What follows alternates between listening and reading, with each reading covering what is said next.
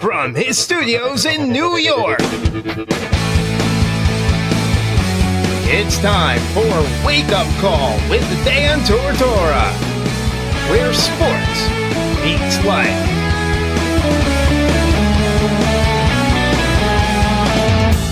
Here's your host, Dan Tortora.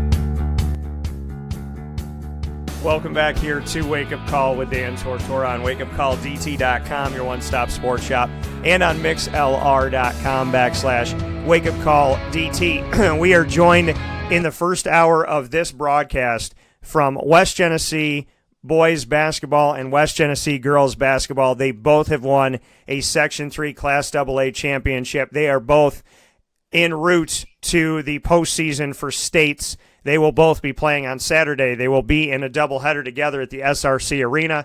Fred Kent and his team will be at 3:45. Stafford Spreeder and his will be at 5:30 for girls basketball. It is a tremendous, tremendous time for West Genesee. The Wildcats that, I grew up knowing them for lacrosse, then basketball starts to build, and now we see Fred Kent's team get their first sectional championship since 1994. We see Stafford Spreeder get 3 in a row now, and the football team's gotten better. There's so many things over at West Genesee to be proud of. There's so many programs to be proud of, and I am more than proud to, be a part of this community with what we do at the Wildcat Sports Pub and what we get to do with these coaches and young student athletes. So with all of that being said, and that long-winded intro, Fred Kent is with us this morning. Fred, how you doing today?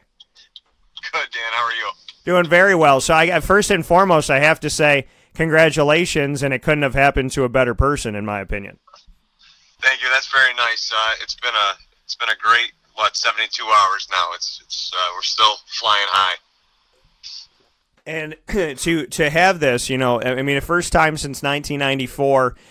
Gutting this out and getting this victory, just what you can say about, what it does for the program. It's been 25 years. I mean, how special that is on the 25th anniversary of the last championship for sectionals that you're able to do it again. We've had a couple of the 94 alumni members reach out to us, and, we practice in our gym, and there's that banner, that was pretty empty, pretty vacant for a while as far as years that West Genesee has claimed any title, and doing it and accomplishing that goal is just awesome. And when you look at, when we go back and even we watch this video of how the game essentially ended, we're looking at that last shot, that last-ditch effort by Utica Notre Dame, and the shot didn't fall. It bounced off the rim, went up off the backboard, and dropped down. Just what you can say about that, because you didn't get the last shot. You were up by 3. They got that last opportunity to try and tie it and extend the game, and it didn't fall. Just what you could say about it. Well, I had the angle, and my eyes must be failing me because I thought it looked good. It looked online, so I was like, oh, no. And it bounced off the rim, and I still held my breath, and then I saw the fellas running on the court and hugging each other, and then I knew it was real. But it was some clutch free throws down the stretch by Willamika that really helped us hold on to that lead because Utica Notre Dame put forth a great effort. And are you suggesting that inside of the Carrier Dome, free throws matter? Are you suggesting that? Yes, they do. We had the Stevie Thompson clock. We were banging the rim, and we did not shoot it well. I think we were 0 of 16 from three-point range, which I don't know if that's ever been done by a sectional champ, but we did a good job in other phases of the game. But it was the kids. They were nervous. Obviously, they were really breathing hard. There was something with the air. The kids couldn't catch their breath early, and then I think we got the tired legs and everything else with that, and we couldn't hit anything. We had our best shooting practice last night. We didn't practice Monday. Tuesday we hit season high totals in all of our shooting drills. So I don't know what's going on. And when you're in a game like that you win 41-38 and you gut it out and the team's just not shooting well, just what you could say about that. I mean, that's going to happen, but, normally when nights like that happen, when you just can't seem to get it to fall inside of the nylon, when those moments happen are typically when you lose. When your team is gutting it out and winning a game that is ugly offensively, I mean, that's got to say something about this team, and it's got to say something about the defense as well. Yes, allowing 38 points in a sectional championship game is just outstanding. I'm so proud of our guys. I think our sectional defense has been great. We held Beeville to 49, RFA to 52 when they average over 80 points a game, and then 38. Every possession mattered, and I know it's a cliche, but when you're not scoring, you got to get stops, and we were able to string together multiple stops throughout the game. So I was very, very proud of our guys for that, because we didn't hang our head, we didn't pout, we didn't get all mental as far as missing shots. We continued to play on the other end, and we're trying to create some shots off our defense to maybe get a higher percentage look. And from the tournament MVP, Lucas Sutherland, he said, quote, they were hitting threes. They made me a little nervous right there throughout the season. We've had close games. We've had overtimes. We know what that feels like. Every little thing matters in that situation, end quote. Just what you can say in response to that you guys have played in tight games this season, and with those kind of, those jitters and kind of the hair standing up on your arms at the end of the games. Oh, yeah. I mean, we've been in, I think, 3 overtime games, and we actually lost two out of the 3. But and some other close ones at the end of regulation, obviously with like Jack McLean's buzzer shot against Corcoran. We have had multiple games where it's come down the stretch, and I think our team knows that the value of each possession offensively and defensively, how important a stop is, And I love that quote by Luke. I don't read the newspapers or anything, so that's a great quote. I love what he said. It's right on. And, to speak on your tournament MVP, Lucas Sutherland, just what he's meant to the program, what he's been. I mean, I know that I've gotten to sit down with him thanks to you, and we've done opportunities at the Wildcat Sports Pub, and he is just, seemingly a tremendous individual. What's it like to have him in your program, to coach a guy like that, and to have him on your side? He is one of the most positive people, not just players, but just one of the most positive people I've ever been around. You cannot knock a smile off that kid's face. He is a happy kid. He has a positive outlook on everything. He can turn it into a positive. We've been down big in certain games, and he'll just come up and shake my hand and say, "Coach, we got this." Like, there's no negativity.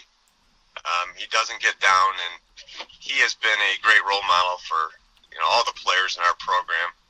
He's a great friend. When football finals, he was in the middle of our student section cheering for our football team at the Dome.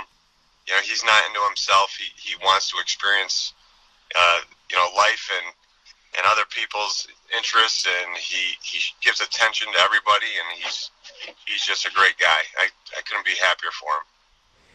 And to look at this team, like you said, Will Utica hitting some big-time free throws at the end of the game that you had for the Section 3 Class AA championship.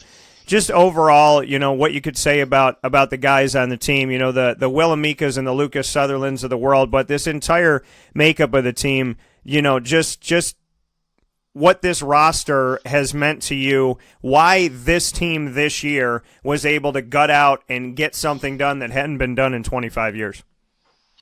Well, first of all, Will made so many huge plays at the end of the fourth quarter. And he had 7. We only had 9 points. I think it was 9-9 in the fourth quarter. Will had 7 of those points. Was 5 of 6 from the free throw line, and obviously hit some big free throws under a minute. So he made some huge plays. Stepped up big time.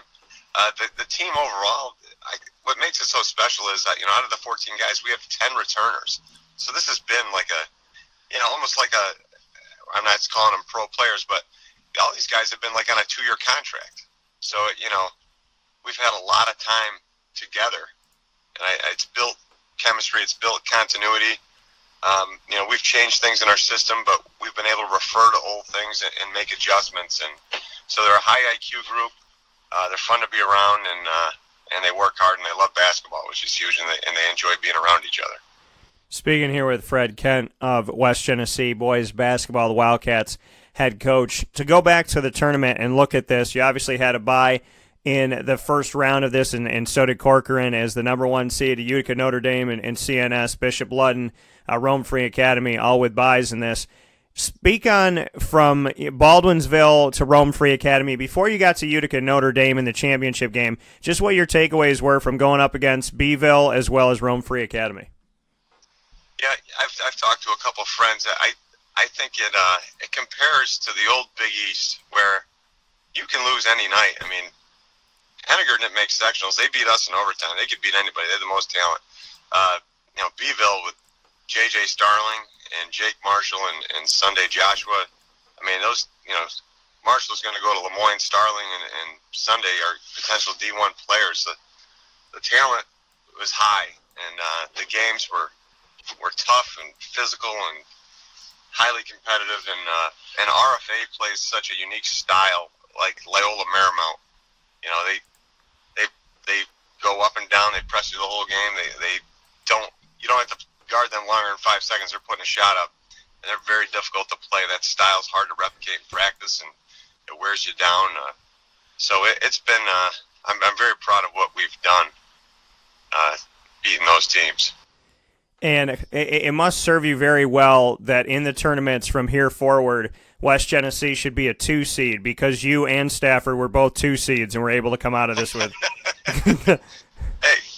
Hey, I'm a Yankee fan, so Derek Jeter, maybe it's good luck. Yeah, maybe Jeter's helping you out. Maybe there's some type of love that's going on there. Yeah, either that or maybe it's Willamika because he's number 2 also. Right, I like both those guys. Could be Willamika. Yeah, he's pretty good, I hear.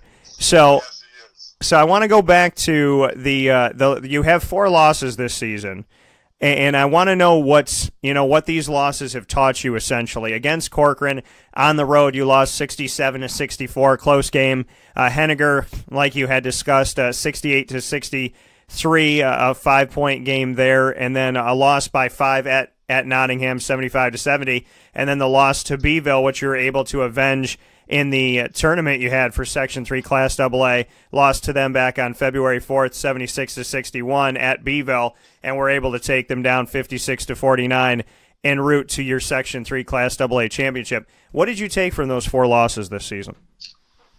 Well, our very first loss against Corcoran was very difficult.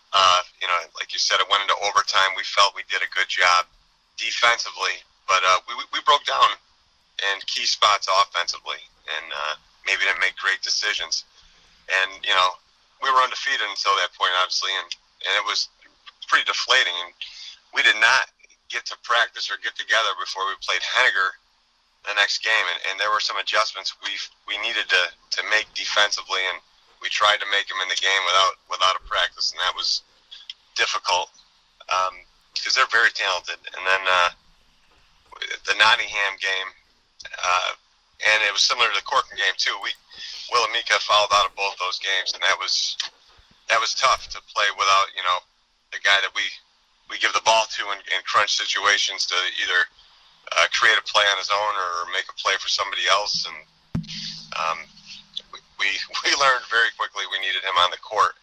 The Beeville game was Beeville's a tough place to play. They got the band. It's a small gym. Fans are on top of you, and it was the day after the Super Bowl. I don't know what we ate the night before or what, but we did not show up ready to play, and they took it to us, and we liked the opportunity to play them against sectionals because we're pretty upset with the outcome of that game at Beeville. And when you have those opportunities to come back and to avenge a loss and do it en route to a Section 3 Class AA championship, speaking here with Fred Kent, West Genesee Wildcats boys basketball head coach, when you can go into the tournament bracket and avenge a loss from the regular season, just what that does for you, that you get another look at these teams, you get another opportunity to strike, and this one obviously, meaning, it's win or go home at this point. So to be able to see these teams again and see them in such a big stage, just what that does for the team, and just what you could say about the guys when they got another crack at this. Obviously, they got the victory, but how were they going into it, and just what your takeaways have been from them seeing another team, seeing a team that they had seen before, knowing that now there is no game 2 days later, 3 days later if they don't take care of business. Yeah. You and I have talked before off the air, and you know how big of a Scott Frost fan I am. Yeah. And we've taken some of his mantras or quotes, and a big Nebraska football saying and belief is day by day we get better and better. And after we lost that Beeville game, we focused on, hey, each day we gotta get better at certain things, and we gotta look to improve, and we're still doing that now. So that's really the philosophy we try to drill. Is, hey, we got to get better. We got to. Is there something we can get better at? We got to try to get better at it and work. And we did that. Certain things we had to do better against Beeville, and we did. And I think the kids have really bought into that philosophy.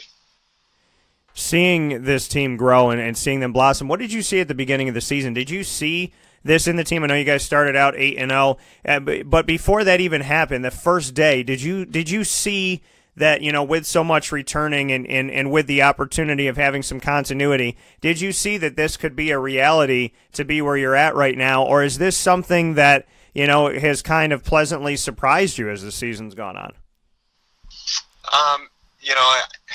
I knew with Sutherland and Amika, playing for us, they were two of the best players in the area.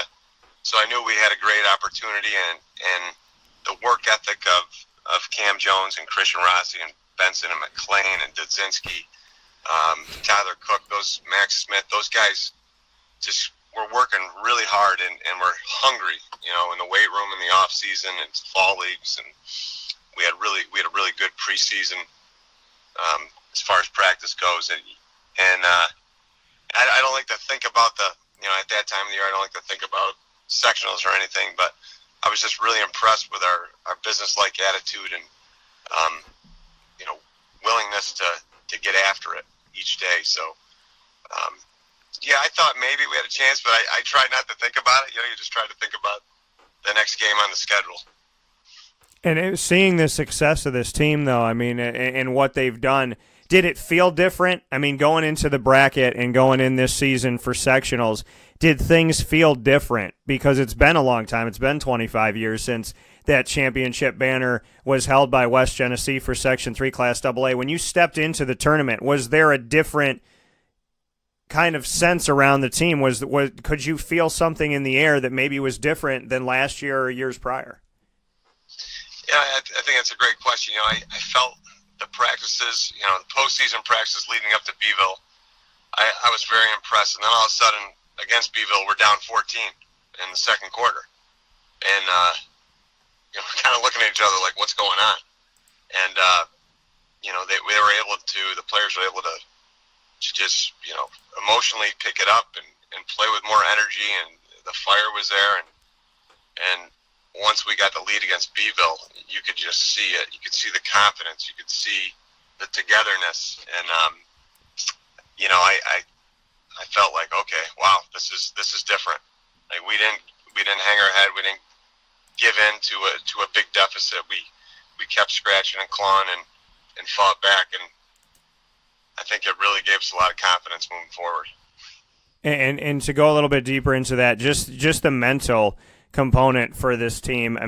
We talk about all these different things in preparation and scouting and practice and whatnot, but ultimately what it comes down to, in my opinion, is the mentality of the team, the mettle of the team. Can they withstand missing shots, which obviously your team did? Can they withstand going down and having a deficit, which your team has done? Can they withstand being in a close, tight quarters type of game, and your team has done that too? Just to speak on the mental part of the game, the thing that you can assist and you can try to help, but essentially, you can't, you can teach components of it, but ultimately it comes down to the team having a collective mind and a collective heart and being mentally strong. So to speak to that part of the game, which I think is the most essential part, especially when you're hit with adversity.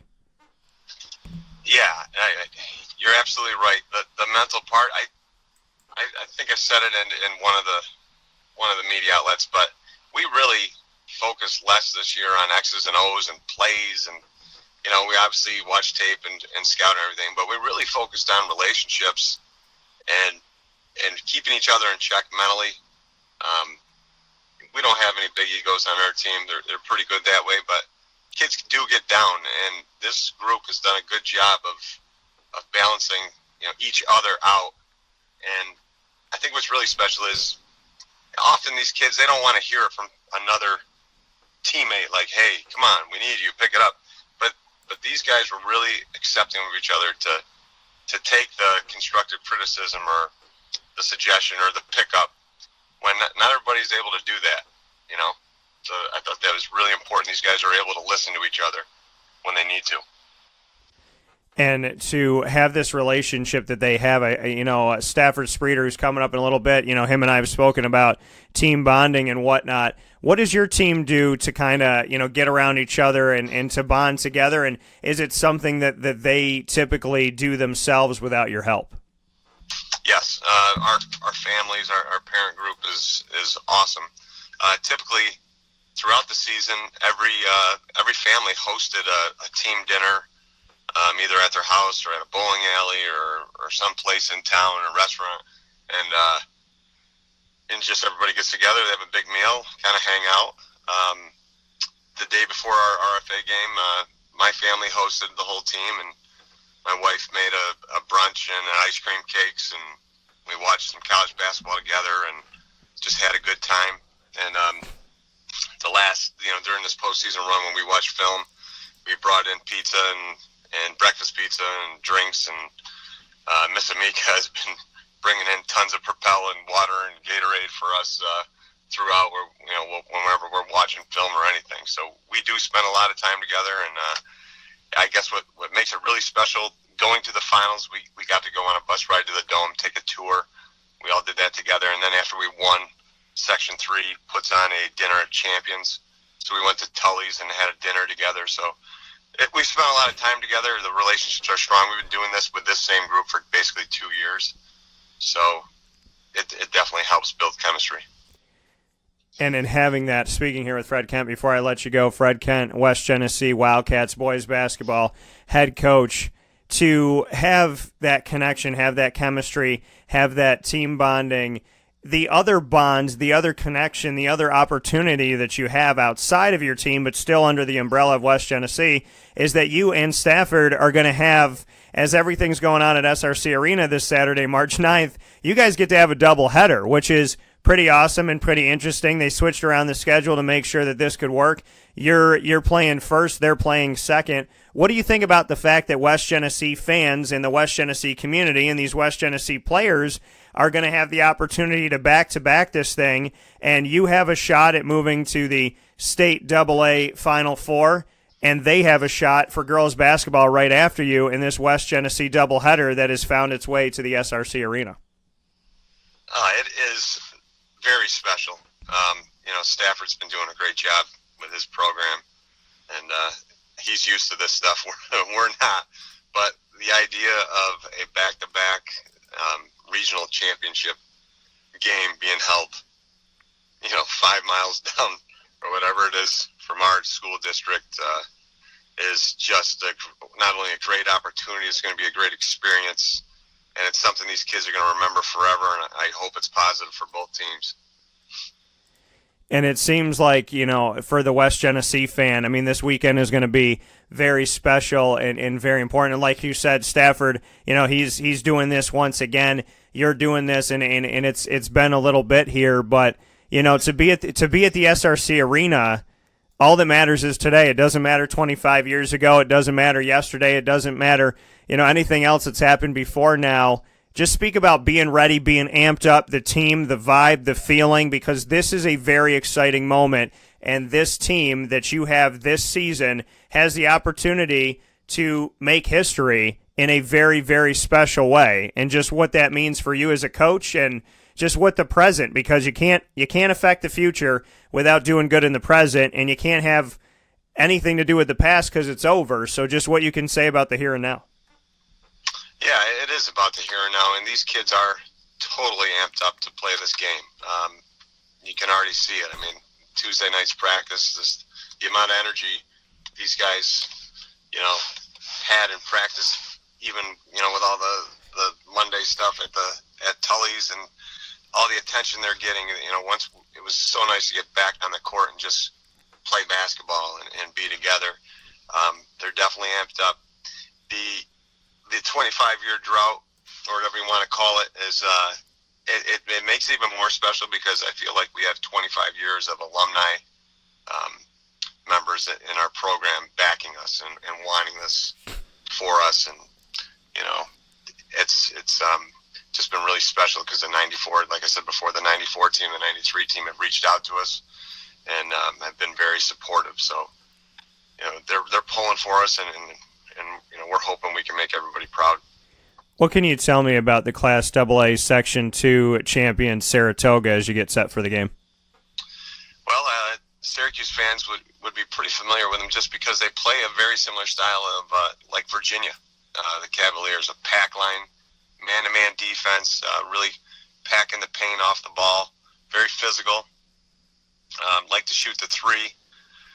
They've, the film we've watched, we've got 5 or 6 films, but they've also beaten Henniger in our league and beat Nottingham by 2. So they're a good team. It should be a great game. You're going to see a lot of size. They're big. They have a big kid, Chuddy, number 30. He's 6'8".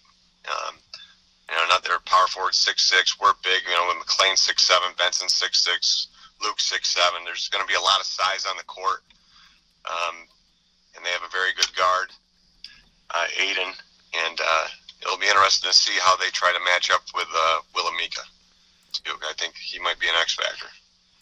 That coming from the head coach of West Genesee boys basketball, Fred Kent. Fred, I will see you on Saturday. I will be there for the doubleheader. It's been a crazy, as you know, off the air. It's been a very crazy and interesting few months for me. Work has been tremendous. The other stuff has been interesting, and I definitely look forward to this because this is a very special moment for you. It's a very special moment for Stafford, and because of you and because of Stafford, to know the players that are on this team, to be around these players and to build relationships with them and have something more out on the court than just seeing a jersey number. And I have to thank you for that because what we've done at the Wildcat Sports Pub has put me around not only you and not only Stafford, but it's put me around some great young men and women, and I want to thank you for that. Well, we thank you too, Dan. You're welcome, but we thank you too. Our guys and myself, we really enjoy talking, whether it's hoops or life or anything, joking around. It's been a lot of fun, and it's really been great for our kids just to socially, ask questions and be interviewed and answer questions, and it's all positive, and we really like spending time with you, and we really appreciate your support. And putting me on the hot seat. They're good at that too. So. They love the hot seat, that's right. So, as I told Stafford, no matter what happens from here, hopefully there's a lot more hardware, but whatever happens from here, definitely want to have you back out at the Wildcat. We got to do this again. So, Absolutely. I will see you on Saturday, and in the meantime, God bless in your preparation, and I look forward to talking with you soon. Thank you, Dan. God bless. Thank you very much. Take care. Bye-bye. See you. That coming from Fred Kent, once again, the head coach of the West Genesee Wildcats boys basketball team that is getting set for they're the leader of Section 3. They're the Class Section 3. They are the Class AA Section 3 champion, who is going up against the Class AA Section 2 champion, Saratoga. You will see that game if you come out. Tickets are $8. It's nothing. It's $8.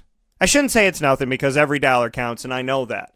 So, but it's $8. So come out and pay and see a great day of basketball. The Saturday schedule, it's insane.